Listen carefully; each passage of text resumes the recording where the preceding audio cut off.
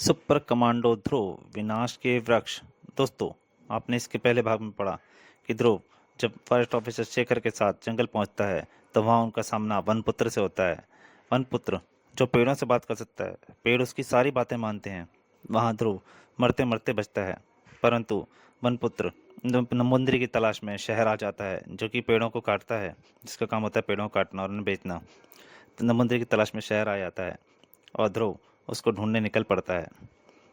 अब उसके आगे दोस्तों, यहाँ तक की कहानी आप विनाश के वक्त के पहले भाग में पढ़ चुके हैं। अब उसके आगे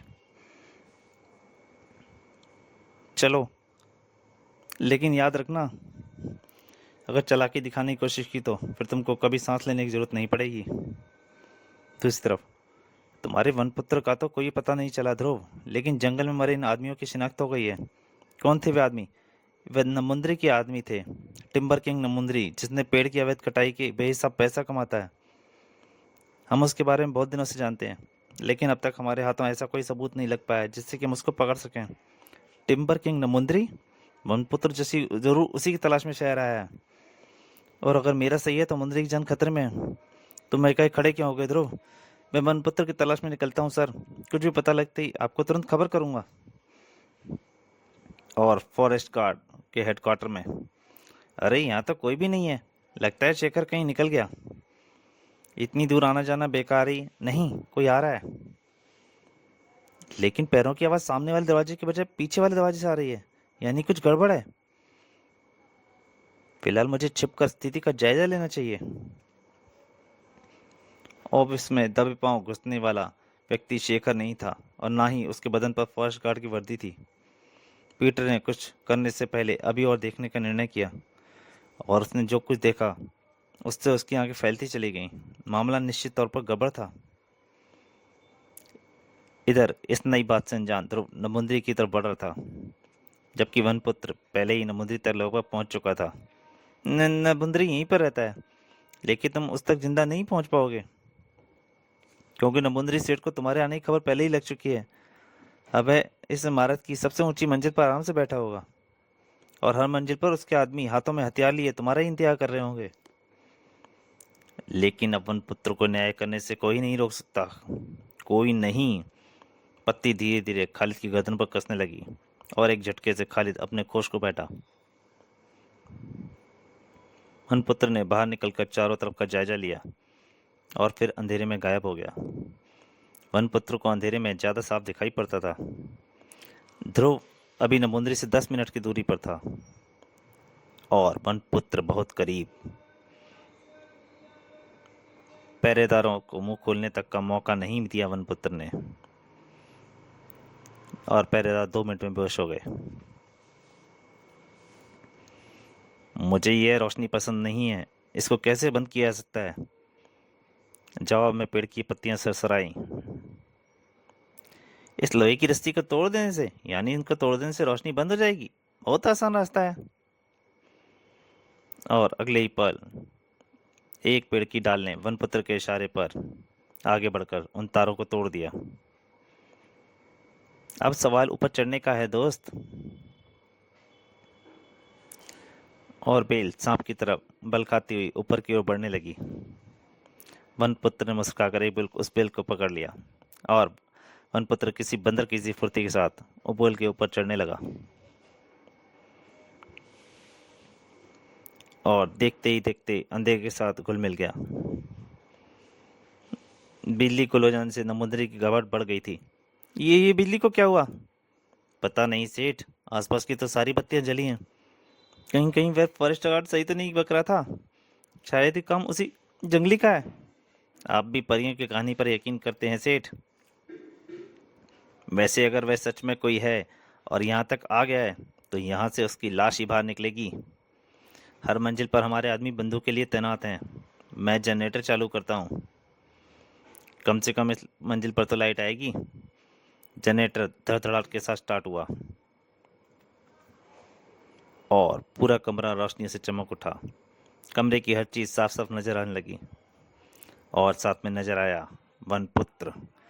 नमुंदरी पहली नज़र में ही समझ गया कि यह कौन है। यही है कामा, यही है जंगली, मुझे बचाओ। डरो मत नमुंदरी सेठ, मैं अभी इसको परलोक पहुंचा देता हूँ। तो तुम ही हो ना मंदरी। मेरी तलाश आखिरकार खत्म हुई। पिस्तौल उठी मगर चल नहीं पाई। पास ही के एक गमले की पत्तियां उड़ाई और उन्होंने पिस्तौल को गामा के हाथ से गिरा दिया। सही बोलता था नायर, सही बोलता था। ये मेरे को मार डालेगा, खत्म कर डालेगा। उससे पहले मैं इसको मच्छर की तरह मसल दूंगा सेठ। कामा वनपुत्र को मसल डालने के लिए आगे बढ़ा, लेकिन उसकी ये इच्छा अधूरी रह गई। जंगल में पले वनपुत्र का शरीर खुद भी एक पेड़ के तने की तरह सख्त हो गया था और उसकी आदतें वहशी जानवरों की तरह। लेकिन वह आदतें कुश्ती के दांव पेच से वाकिफ नहीं था जिसमें कामा को महारत हासिल थी। अब मैं तुझे जरासंध की तरह दो टुकड़ों में चीर डालूंगा। पकड़ मजबूत थी और दर्द असहनीय, लेकिन वनपुत्र चिल्लाया नहीं, बल्कि उसके मुंह से फिर एक हल्की सी सरसराहट निकली। Sir sir. और कैक्टस के एक पौधे ने तेजी से बढ़कर कामा को अपनी लपेट में ले लिया। एक साथ हजारों कांटों की चुभन कामा सहन नहीं कर पाया और जमीन पर जा गिरा। नमुंदरी का ध्यान सारा कामा पर था। बोल नमुंदरी, अब तो तेरे कौन बचाएगा? बचाने वाला बिल्डिंग के नीचे तक पहुंच चुका था। ओह, यानी वनपुत्र यहाँ तक आ पहुंचा है। ये दोनों बेहोश पहरेदार इस बात की गवाही दे रहे हैं।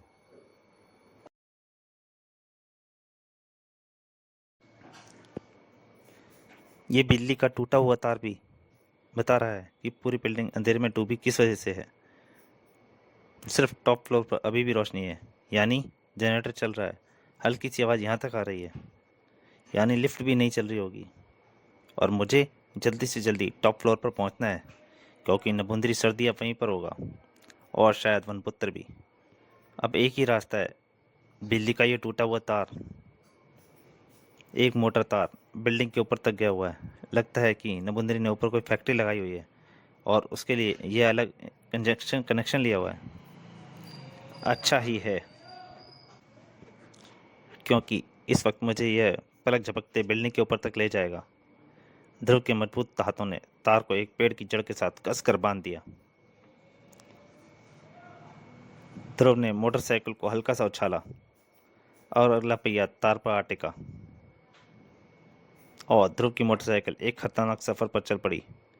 एक ऐसे सफ़र पर जिसमें जरा सी भी चूक का मतलब था कई 100 फुट नीचे ज़मीन पर गिरना, और नतीजा सिर्फ एक ही हो सकता था, एक दर्दनाक मौत।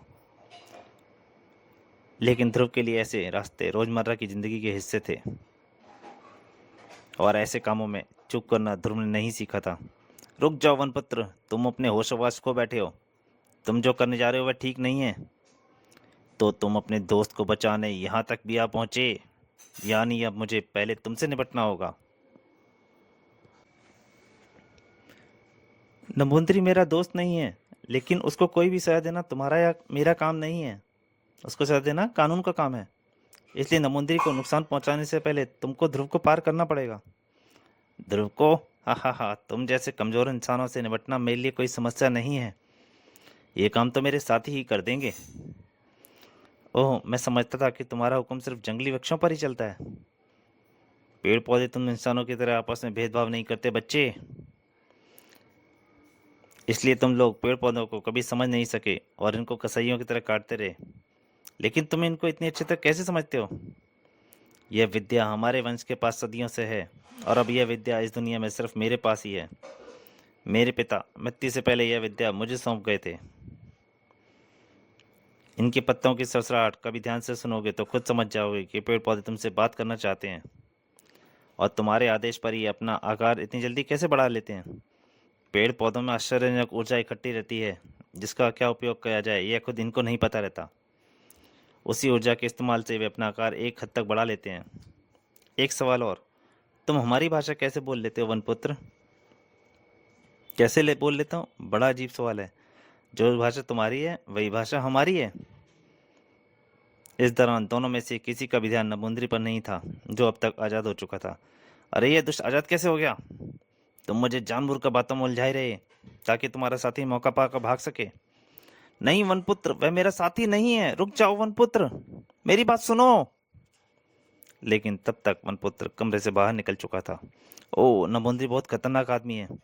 अपनी सारी शक्तियों के बावजूद वनपुत्र उससे जीत नहीं पाएगा, क्योंकि नमुंद्री उसको ऐसी जगह पर ले जाकर मारेगा जहाँ पर वनपुत्र की मदद करने के लिए कोई भी पेड़ पौधा नहीं होगा, और मैं उसको बचाने के लिए कुछ भी नहीं कर सकता, क्योंकि इस पौधे ने मुझको इतनी कस के पकड़ जकड़ रखा है कि मैं हिल भी नहीं सकता।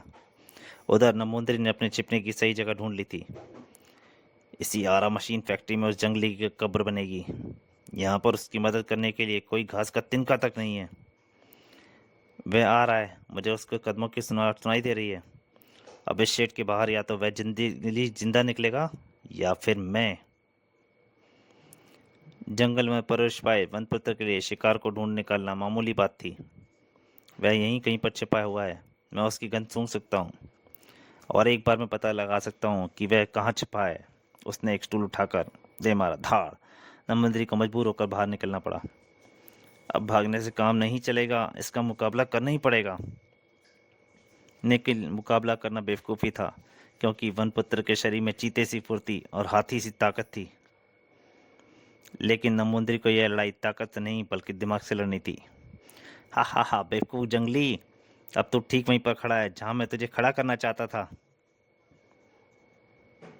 अब मैं तुमको ठीक वैसे ही मारूंगा जैसे मैंने तुम्हारे दोस्त पेड़ों को मारा है। हा हा हा हा हा। और एक शिकंजे ने वनपुत्र को हवा में उठा लिया, एक लंबी बेंच पर पटक दिया। इससे पहले कि वनपुत्र कुछ समझ पाता, उसके हाथ और पैर धातु के शिकंजे में कस गए और एक गोल आरी तेजी से घूमती हुई वनपुत्र के शरीर के टुकड़े करने के लिए आगे बढ़ने लगी। हा हा हा हा हा। वनपुत्र की मदद के लिए सचमुच ही आसपास कोई पौधा तक नहीं था। ध्रुव ने बिल्कुल सही सोचा था। उधर ध्रुव अब तक पौधे के शिकंजे से निकलने की बेकार कोशिश कर रहा था। उफ, यकीन नहीं हो रहा है कि इस मामले से पौधे की पकड़ से आज़ाद नहीं हो पा रहा हूँ। लेकिन कोई ना कोई रास्ता तो निकालना ही पड़ेगा, क्योंकि नमुंद्री या वनपुत्र दोनों में से किसी की एक जान तो खतरे में है ही, और मैं इन दोनों में से किसी को भी मरने नहीं दे सकता।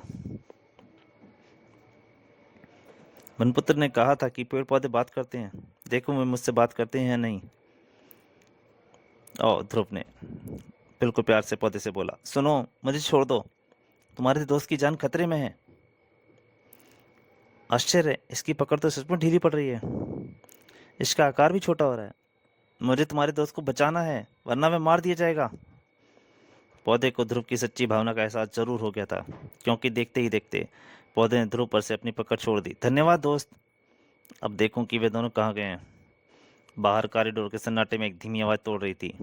यह तो आरा मशीन की आवाज़ है। यह आवाज़ उसी तरफ से आ रही है, वे दोनों जरूर उसी ओर होंगे।